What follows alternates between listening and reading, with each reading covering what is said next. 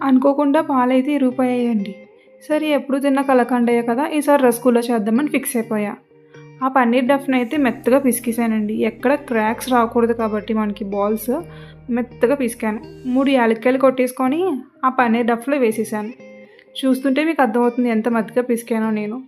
ఆ బాల్స్ కూడా చాలా రౌండ్‌గా క్రాక్స్ లేకుండా వచ్చాయండి.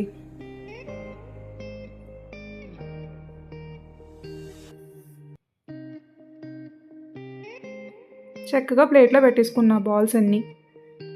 షుగర్ సిరప్ కోసం గిన్నె పెట్టి నీళ్ళు వేసానండి. షుగర్ కూడా కొలత కూల్చుకొని మరీ వేసానండి. ఇక్కడి వరకు అంతా బాగానే ఉంది. బాల్స్ అందులో వేసేసాను. అంతేనండి, అట్టర్ ఫ్లాప్ అయిపోయింది. మెల్లమెల్లగా బాల్స్ అన్నీ చిదిగిపోయాయి. లాస్ట్‌కి ఇలా అయిందండి. ఎక్కడ తప్పు చేశానో కామెంట్ సెక్షన్‌లో